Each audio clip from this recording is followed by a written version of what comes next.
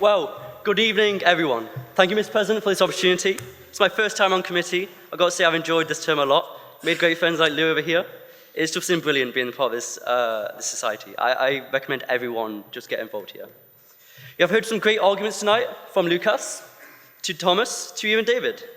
Thomas himself scored a goal. David has qualmed and mended our arguments on our side. And equally to the opposition, who have put an impressive knowledge up tonight. Minky even put her own goal tonight for our side, I've got to say. Lewis here may try and win you over with Scout's charm. Minky and Martin, their knowledge, they have a lot of specialized knowledge. But the facts remain.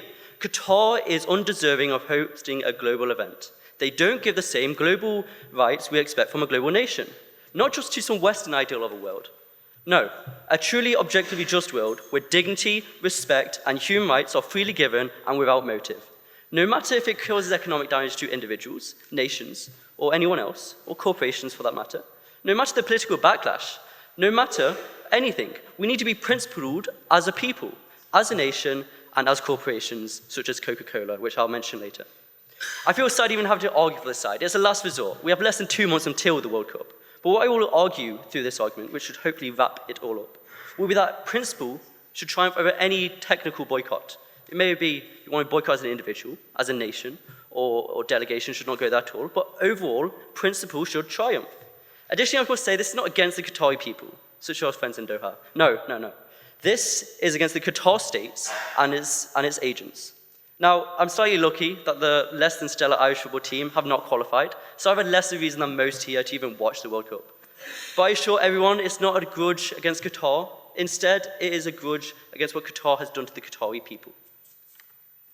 Now, I will wrap up with some basic arguments that will hopefully include every speaker on this side. But first, I have to mention, since someone here mentioned the Labour Party, I would love to say we're up and up, 36-point lead, and the Prime Minister in the gutter. I have to say, it's a government in waiting. The Shadow Sports Secretary just recently has refused an invitation from the Qatari government, citing the issues raised by our team. I've got to say, if this is a government in waiting, then surely other governments should follow suit. We can be principled as a nation, we can pressure our politicians, we can cause a change for society. Secondly, defining a boycott through our side, I have to say, has been intrinsic to this argument. I do not argue, like Lucas, that footballers should not partake in the World Cup. I agree with Lou that the beautiful game requires sanctity. Footballers should play their matches. They should win for England, Wales, even Ireland, if they can try. This Olympic, this football, this sports spirit of neutrality has to remain. Pressuring Qatar is the aim of the boycott, but not warping a beautiful game, not politicizing as members on the other side have said, but instead changing its rampant discrimination from the ground up.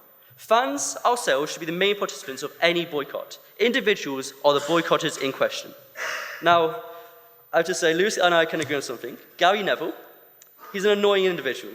I'm not a fan, I support Everton, I support Liverpool, even though I'm not from Liverpool. But he is annoying. His recent decision, after joining the Labour Party and appearing at the conference, to still work in Qatar is disgraceful. Commentators have the easiest role of any stakeholder in the World Cup to put morals before any profit. Neville could easily combine any Labour value he has through his work, but no. He does not stand in solidarity with the trade union movement, either in Qatar in the UK. No, he does not stand with those that are facing working conditions in Qatar, historic and present. No. It's the slightest I expect from somebody that claims to be on our side. But no, Neville represents the key character who has to change if a boycott will work. Individual participation will only be the way a boycott can work. Any other way, I don't see it working, and I'd say vote for that side. But no, I will continue. Only through a grassroots can a boycott be effective. Once it's unlocked, and I believe it can be unlocked, will it be proper action for the Qatar World Cup? Alongside such easy decisions of not even traveling to Qatar, we can use abilities ourselves. We can boycott progressive companies, like so-called progressive companies, I should say, such as McDonald's and Coca-Cola, who love to spout the support of LGBTQ+ rights in the UK, but don't abroad. We need to take action. We can do it easily. Pick your local chicken shop over any McDonald's. It's far superior. Individual action can be seen as minor, but people power makes boycotts work. It is the only possible way. Reduce the demand through boycotting companies during the World Cup, and the supply of the economic support of Qatar will naturally decrease. So the argument a boycott will be ineffective at change, it's simply not true. Boycott from below makes boycott from the top a reality. Now, as a history student, it may say on the card I'm a history and politics student for some reason. No. I'm just a history student. I just like history. So, I have to talk about the history of boycotts. It's been mentioned on our side, and it has proven to legitimize the right path, even if the last resort. So let's talk about one of the best cities in the UK, Liverpool. Liverpool proves to be the best example of an individual boycott working. Having boycotted the Sun as individuals through their disgraceful, rampant, scummy, sensationalist reporting, they have used people power to drain that trash out of their city. They have shaped their values around themselves, influencing corporations to respect their values. We can do the same, but on a global scale. But again, our values are not unique to us. Their values are more than mere liberalism. They are of a solidarity that stretches to Doha and beyond. A Qatari-led reform is what is desirable, but only if we lead by example and show we stand with the people. Some say dialogue and cooperation may work. I don't agree. Years of bridge building has not worked. Prospects of voluntary concessions has had its time and failed. The World Cup is in less than 2 months. We have to do what's right. Let's not have a stain on anyone's individual conscience here. So keep in mind those points when I just talk about people power now.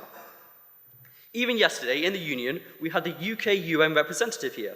We can hold people accountable, hold UK representatives, hold worldwide representatives accountable. We can use this people power, challenge these individuals, and show that we will not take it anymore. Pressure the governments not to send delegations. Support parties like Labour that will not send delegations to the World Cup. Let the teams play, but don't fund their tourism industry. Now, some of you may say, well, as the other side have said, Qatar can't be that bad during the World Cup. They'll respect global values for a global event. But and I might agree. Let me just read a quote I found this morning from an organizer. All we ask is for people to be respectful of our culture. As long as you don't do anything that harms other people, you have nothing to worry about. Seems fair. They released this. I'm sure some people, it's ragged, I know. As the secretary pointed out earlier, I only found this morning, clenching it with my fist, I have to bring it tonight. It says, reflect your respect to the religion and culture of Qatari people by avoiding these behaviours.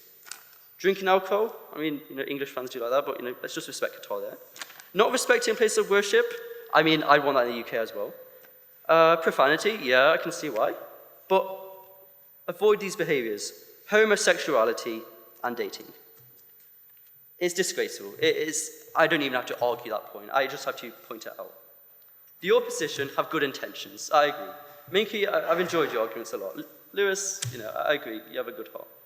But allowing a basic human right, those like my friends, those of some people in this audience, my aunt, members that are just want to be themselves, it is unacceptable for any global sport event to allow people of the LGBTQ+ community to even not be allowed there to express themselves. It's a global event. We have to remember that. It's not a Qatari event. It's a global event. As people on this side have mentioned, the intolerance, the modern slavery, the banning of basic universal rights, such as homosexuality, are what I want you to remember tonight when you walk through that door. Hopefully you'll choose the proposition's side. Sadly, I must conclude that we must use this once-in-a-lifetime clash of events to create positive change. When the world is watching Qatar's every step, the UK and our people need to shift the narrative to stand in solidarity with our brothers and sisters that are not welcome to be themselves. And finally, I just have to add this fact because I found this just half an hour before I came here. Staff of the Welsh national team opted to stay in England. Some of them, their own individual conscience, rather than travel to Qatar, created headlines, sparked fans in Wales to consider their own conscience. The narrative is ours if we make it ours. Boycott is a measured, reasonable action. We're at the precipice of being able to say enough is enough. No longer will slow change from the 60s, what my aunt had to put up with. Do we have to do? No. We can demand our rights. We can demand all our welcome. This is the modern world, 21st century, come on. That they can be themselves in a world that will accept them for who they are. Let's just make Qatar see, for a global event, we want global action. And I'll just end with my bleeding heart, because this has been an emotional argument, I've got to say. And there has been facts on this side that are far superior than me. But I just have to combine all our arguments and just mention what Minky said on the other side. I just think this is crucial. How many deaths of construction workers is it worth to see England or Wales win in person in Qatar? The least we can do as a moral chamber is to watch at home in England, in Oxford, or anywhere outside Qatar. I'd rather sit at home with my aunt than without her in Qatar, where she'd be uncomfortable. So I urge this chamber, walk through the eyes door proudly with a proposition. Watch the World Cup with your friends, with your relatives, with your lovers even, because you'll be comfortable here. You can watch your favourite teams. Just enjoy the World Cup, but don't enjoy Qatar. Thank you.